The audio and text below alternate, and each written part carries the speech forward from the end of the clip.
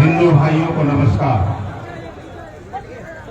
बोलने वाले का इतिहास लिखा जाता है, बोलने वाले का इतिहास लिखा जाता है, किसी गोंगे का इतिहास नहीं लिखा जाता है। उसी का नाम असदुद्दीन ओवैसी साहब। मंच में बैठे हमारे एमआईएम के प्रवक्ता महाराष्ट्र से चलकर आए हमारे पूर्व विधायक वारिस पठान साहब और बिहार के सदर अख्तरुल ईमान साहब, मंच में बैठे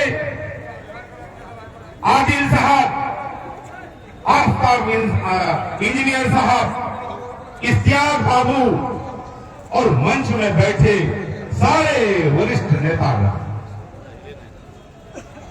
सबसे पहले मैं सरवर भाई को बधाई देना चाहता हूं जिन्होंने आज विधिवत सदस्यता ग्रहण किया।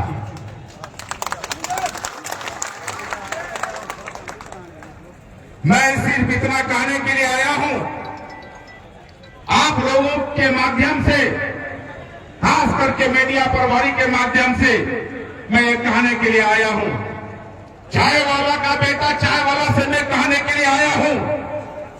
आप लोग समझ ही गए होंगे, एक बैरिस्टर था जिन्होंने इस देश को आजाद किया था, जिनका नाम महात्मा गांधी था। दूसरा बैरिस्टर था जिन्होंने इस देश का संविधान को बनाने किया, जिसका नाम अंबेडकर था। और मैं गर्व के साथ कहना चाहूंगा, तीसरा बैरिस्टर जिनका नाम असदुद्दीन ओवैसी था। मैं गर्व से कहना चाहूंगा, मैं उस नेता के साथ हूं जिन्होंने एमआईएम के लोगों को मुंह में बोली दिया। आज जो मेरा बोली भी सुन रहे हैं, आज उन्हीं का देन है। आप लोग कह रहे हैं कि 24/4 में 24 आएंगे, मैं कहता हूं कि 24 नहीं 40 आएंगे। और आप लोग कहते हैं कि हमारे बगैर राजद वाले का सरकार नहीं बनेगा, मैं कहता हूं कि हम लोग का सरकार बनेगा।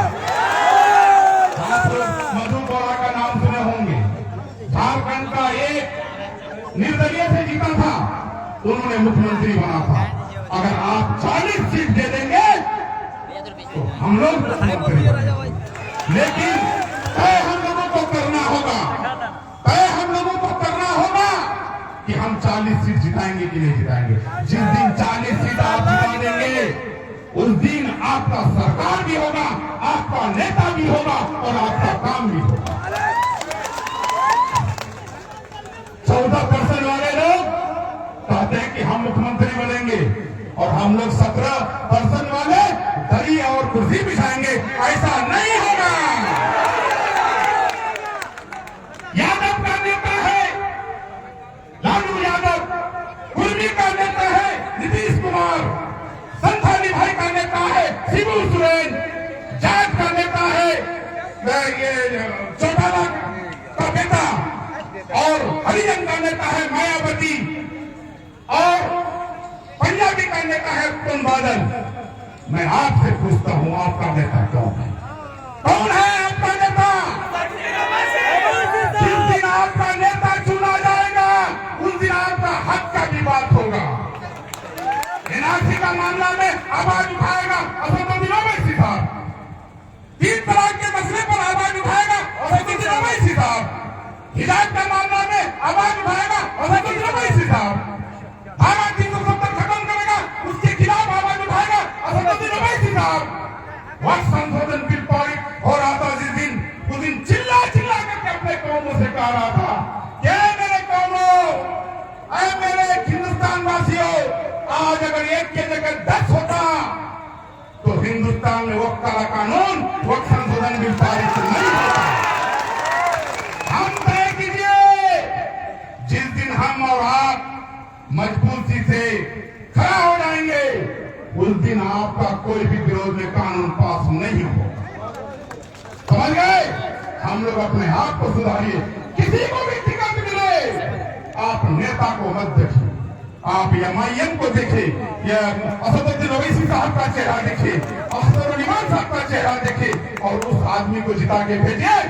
फिर देखिए आपको 6 सीट मांगने के लिए गए थे हमारे सदर साहब, अगर वो चल करके तेजस्वी यादव चल करके हमारे चौखट में अगर नाक नहीं लग रहा तो मैं राजनीति छोड़ दूंगा। जिस दिन 40 सीट हो जाएंगे उस दिन सरकार भी हमारा होगा, मुख्यमंत्री भी हमारा होगा। हम लोग मुख्यमंत्री क्यों बनेंगे? हम 17% आबादी वाले हैं, हम लोग मुख्यमंत्री बनेंगे, मुख्यमंत्री नहीं, हम लोग मुख्यमंत्री बनेंगे। अब तो मेरे साथ रहीम भी है और राम भी है, पासवान जी भी हमारे साथ है, रंजीत राणा भी है। कोई अगर कहता है कि इसे मुसलमान का पार्टी है तो बेवकूफ है। कल तक हम अगर कांग्रेस में थे तो हमारा लीडर सोनिया गांधी था, तो उस समय कोई नहीं पूछा था कि तुम्हारा कौन नेता है, और राजद में कोई है उसका नेता अगर नाम यादव है तो कोई नहीं पूछा था, और कोई पार्टी में अगर है उससे कोई नहीं पूछा था। आज बैरिस्टर असदुद्दीन नाम है राष्ट्रीय अध्यक्ष का, तो आज मुसलमान का नाम दिया जाता है। हक का आवाज करता है, हक का आवाज उठाता है। मैं आपसे इकाई दरखास्त करूंगा, चाहे वो बहादुरगंज हो, चाहे वो कोचा दामन हो, चाहे वो ठाकुरगंज हो, चाहे वो किशनगंज हो, चाहे बिहार का किसी भी सीट से हमारा एमआईएम पार्टी रहे, उसको लपैक कीजिए। फिर देखिए लालू जी का बेटा तेजस्वी अगर नाक रगड़ने के लिए नहीं आया तो उस दिन से मैं राजनीति छोड़ दूंगा।